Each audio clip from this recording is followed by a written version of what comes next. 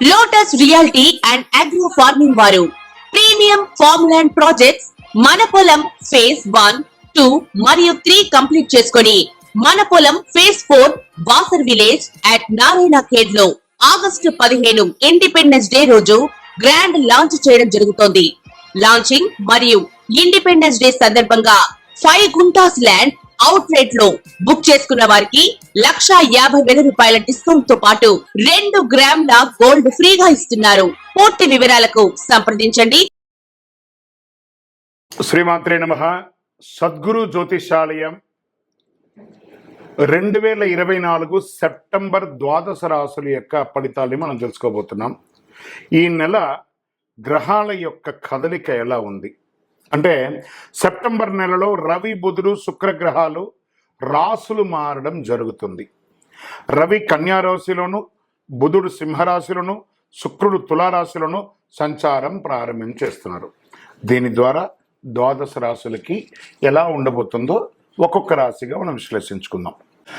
జ్యోతిషాస్త్రరీత్యా ద్వాదశ రాశుల్లో 7వ రాశి అయినటువంటి తులారాశి మిత్రులారా, మీరు చిత్తా నక్షత్రం 3, 4 పాదములు, స్వాతి నక్షత్రం 1, 2, 3, 4 పాదములు, విశాఖ నక్షత్రం 1, 2, 3 పాదాలకు జన్మించిన మీరు తులారాశి వారిగా పరిగణించబడుతున్నారు.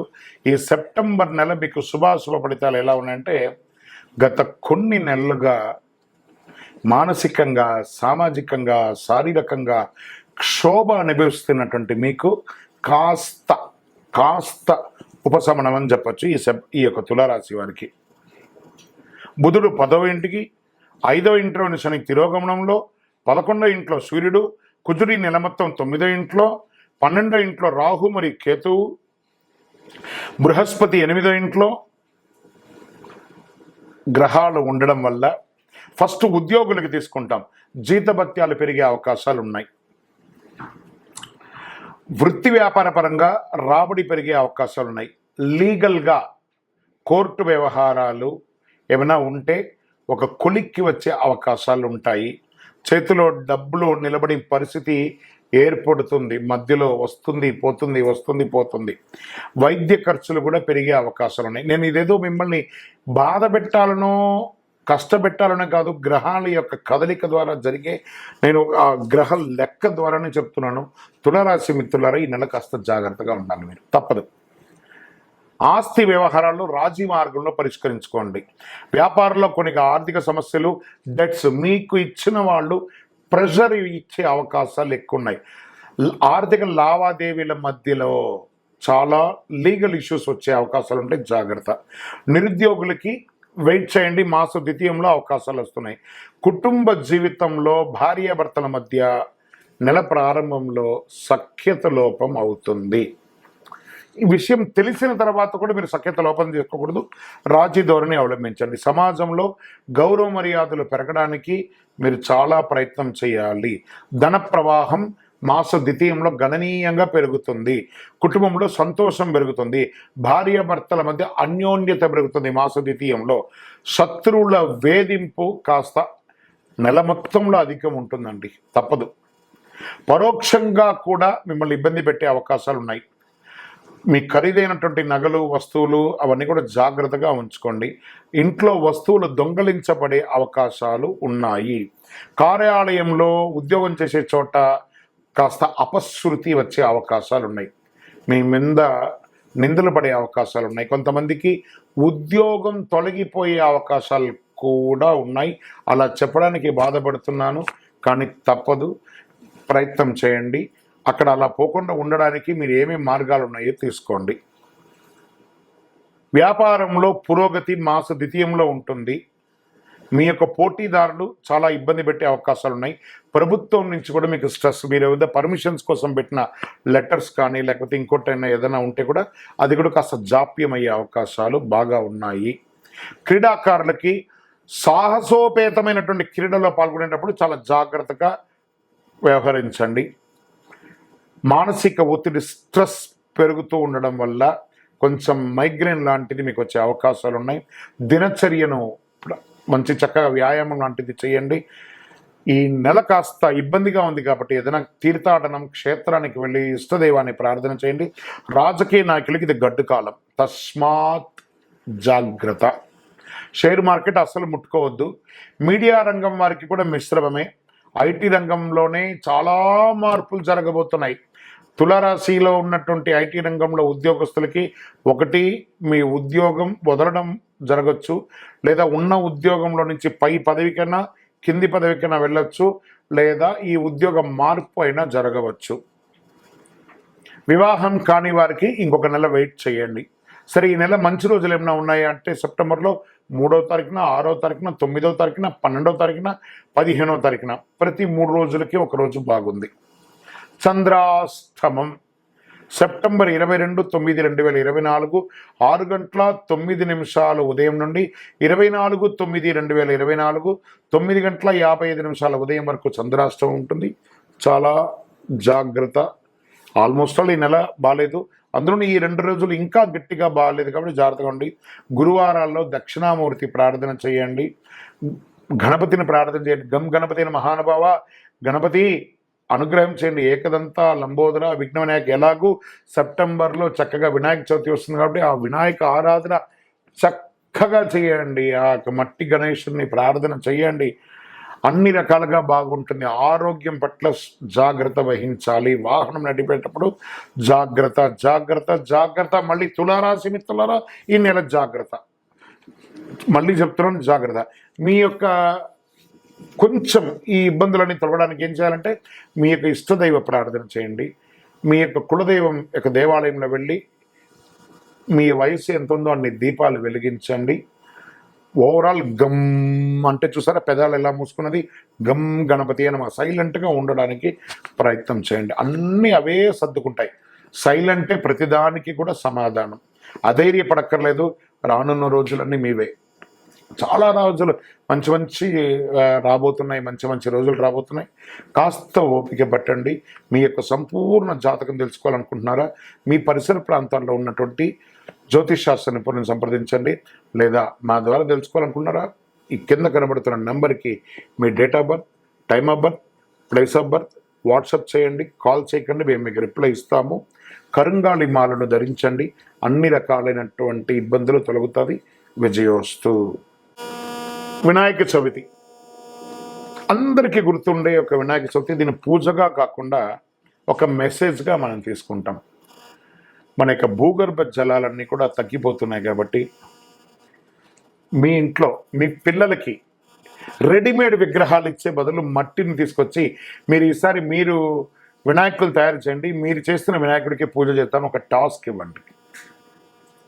చాలా అద్భుతంగా ఉంటుంది. వాటిని పూజించండి.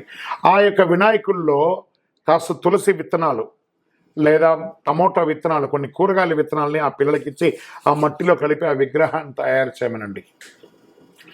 దాన్ని పూజించిన తర్వాత వాళ్ళ చేతనే నిమజ్జనం చేయించండి. ఒక బేసన్లో నీళ్ళు పోసి మీ ఇంట్లోనే ఒక తొట్టిలో వేయండి. ఆ చెట్టు వస్తుంటే ఆ పిల్లలు ఆనందపడతారు. నేను క్లే గణేష చేస్తే మా ఇంట్లో చెట్టు వచ్చింది. దానివల్ల ప్రకృతి బాగుంటుంది, ఆక్సిజన్ పెరుగుతుంది, అన్ని రకాలుగా ఉంటుంది. ఇక మండపాల్లో వినాయకులు పెట్టుకునే వాళ్ళు దయచేసి ప్లాస్టర్ ఆఫ్ ప్యారిస్తో కూడినటువంటి వినాయకుడిని దయచేసి పెట్టకండి. క్లే గణేష్ అని పెట్టండి. తర్వాత మండపాల్లో ఈ సినిమా పాటలు అవన్నీ కూడా కాస్త అవాయిడ్ చేయండి. మనం భక్తిగా ఉండగలము అని అంటేనే ఆ యొక్క మండపాల్లో పూజించను, కానీ వేరే వ్యవహారాలతో మండపాల్లో ఉండకండి. ఎందుకంటే ఆ మండపం అంటే సాక్షాత్ ఒక గర్భాలయం లాంటిది. అది ఆ 9 రోజులు నవరాత్రులు, గణపతి నవరాత్రులు చాలా విశేషంగా చేస్తుంటాం కాబట్టి అక్కడ పవిత్రంగా ఉండడానికి ప్రయత్నం చేయండి. మనం మొదటి రోజు పవిత్రంగా ఉండి మిగతా రోజులు కొంచెం తేడాగా ఉంటే భగవంతుడు అన్ని రకాలుగా ఆలోచిస్తుంటాడు, మనల్ని చూస్తుంటాడు. మన యొక్క వాటిని కాస్త దాన్ని మండపాల దగ్గరగా ఎక్కువ మందిని దర్శనానికి రప్పించే మార్గం చూడండి. ఆ యొక్క భజన కార్యక్రమాలు, కళాకారులు ఎంతోమంది ఉన్నారు చూసారా, వాళ్ళకి అందరికీ అవకాశం ఇవ్వండి. మన కోసమే ఎదురు చూస్తున్నారు ఆ కళాకారులందరూ, వాళ్ళకి అవకాశం ఇవ్వండి. ఈ యొక్క వినాయక చవితి వచ్చిందంటే ఎంతమందికి ఉపాధి కలుగుతుంది తెలుసా? ఆకులు, అలములు, మట్టి గణపతులు, పూజా ద్రవ్యాలు, భోజనాలు, మండపాలు, ఫోటోలు, ఫ్రేమ్లు, సెంటరింగ్లు, వాహనదారులు, వాయిద్యకారులు, ఎంతమందికి మనం తెలియకుండానే పరోక్షంగా మనం ఉపాధి కల్పిస్తున్నాం చూస్తారా. అందుకే భగవంతుడు గణపతితో ప్రారంభించి అద్భుతమైనటువంటి అవకాశాలు మనకి ఇస్తున్నాడు. ఈ గణపతి చవితిని ప్రతి ఒక్కరు కూడా ఆనందంగా సంతోషంగా ఉండండి. చెరువుల దగ్గరికో లేదా నది దగ్గరికో వెళ్ళేటప్పుడు పిల్లలు జాగ్రత్త, అది కూడా జాగ్రత్త పడండి. వినాయక చవితిని ఆనందంగా చేసుకోండి. విజయోస్తు.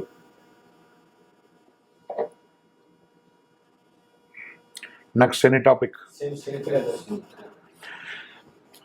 శని త్రయోదశి. ఈ శని త్రయోదశి మనకి ఈ సంవత్సరంలో చాలాసార్లు వచ్చింది సార్. ఈ శని త్రయోదశి రోజు అసలు ఏం చేయాలండి? ఈ శని త్రయోదశి రోజు అసలు ఎలా పూజించాలి? ఆ శని భగవానుడికి త్రయోదశి వచ్చిన రోజు చాలా పర్వదినంగా భావించే ఆ రోజు మనం అందరూ ఏం చేస్తాం? తీసుకుపోయి ఆ దేవుడి మీద నూనె ఉర్రను పోసేస్తాం. అలా పోయకూడదట. శని భగవానికి తిరగగానే కాలు కడుక్కోవాలి లేదా స్నానం చేయాలి, చాలా దోషం వచ్చేస్తుంది, చాలా తప్పు. ఎందుకు కాలు కడుక్కోమన్నారు తెలుసా? తెలియకుండానే ఆ విగ్రహం మీద 1/2 లీటర్ నూనె పోయగానే ఆ ప్లేస్ అంతా నూనె అయిపోతుంది చూసారా. మీ అడుగు ఆ నూనె మీద పడి అలా ప్రదక్షిణ, దేవాలయం చుట్టూ ప్రదక్షిణ చేసేటప్పుడు ఆ అడుగుల మీద చిన్న పిల్లలు కానీ పెద్దవాళ్ళు కానీ పెడితే జారి పడుతారు. కాబట్టి ఆ నూనె మీ కాలు కట్టకుండా ఉండడం కోసం కాలు కడగండి అన్నారు. కానీ శని భగవాన్ ప్రార్థన చేయడం వల్ల కాలు కడగండి అని అనకూడదు. అది ఒక దుష్టగ్రహం కాదు. అలా దుష్టగ్రహం అయితే దేవాలయంలోనే పెట్టరు కదా. సరే, ఏం చేయకూడదు అన్నాం. ఏం చెయ్యాలి? ఆ నూనె కాస్త తీసుకుపోయి పాదాల దగ్గర ఇలా అద్దాలి. నువ్వుల ఒక నల్లటి వస్త్రం తీసుకోండి, అందులో నువ్వులు వేయండి, దాన్ని మూటగా కట్టండి, 9 సార్లు నల్ల దారంతో చుట్టండి. ఒక ప్రమిదలో దీపం పెట్టి స్వామి పాదాల దగ్గర ఇరికీయకూడదు, కింద దూరంగా 2 ప్రమిదల్లో వేసి ఈ యొక్క నువ్వుల ఉండ దీపం వెలిగించండి. స్వామికి అతి ఇష్టమైనటువంటి ప్రసాదం బెల్లాన్ని కాకికి పెట్టండి.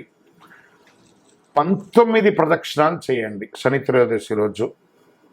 వీలుంటే నల్లని డ్రెస్ లేదా బ్లూ డ్రెస్, నీలాంజన సమాభాసం రవిపుత్రం యమాగ్రజం ఛాయా మార్తాండ సంభూతం తన్నమామి శనైశ్వరం, ఆ మంత్రాన్ని చెప్పుకుంటూ 19 ప్రదక్షిణాలు చేయండి. ఎవరికైనా ఆకలి ఉన్న వాళ్ళకి భోజనం ఏర్పాటు చేయండి. దేహిమే శనైశ్వర అనుగ్రహం అని చెప్పి ప్రార్థన చేయండి. శనీశ్వరుడికి ఏం కావాలంటే ప్రార్థన. ఈశ్వర శబ్దం కలిగిన వాడు శని, ఈశ్వరుడు అన్నారు. శనీశ్వరుడు శబ్దం కలిగిన వాడు కాబట్టి అందుకే దేవాలయంలో ఈశాన్యంలో ఉంటారు. ఈశాన సర్వ విజ్ఞానం ఈశ్వర సర్వభూతానాం బ్రహ్మాధిపతి బ్రహ్మణోధిపతి బ్రహ్మ శివోమే శివం అన్నారు. ఈశ్వర శబ్దం కలిగిన వాడు కాబట్టి శనీశ్వరుడు చాలా విశేషమైనటువంటి రోజు. అది కూడా ఏ సమయంలో చేస్తే బాగుంటుంది అనంటే ఉదయం 9 నుంచి 10:30 సమయంలో రాహుకాలం ఉంటుంది. ఆ సమయంలో పూజ చేస్తే ఇంకా చాలా విశేషమైనటువంటి ఫలితాలని పొందుతారని కూడా చెప్పడం జరుగుతుంది. విజయోస్తు. నిమజ్జనం గురించి చెప్పాను కదా, అది వద్దమ్మా, అది ఎవరికి వాళ్ళు ఇష్టం. అది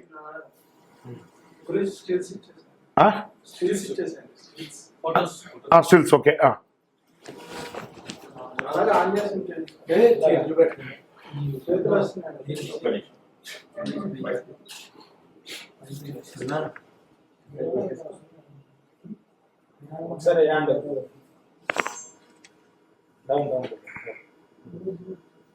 అలా ఉంటుంది కొంచెం అలా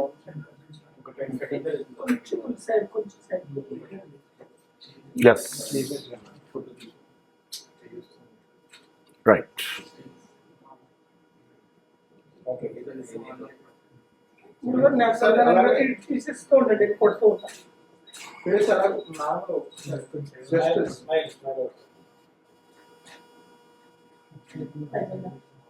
ఓకేనా okay close okay okay close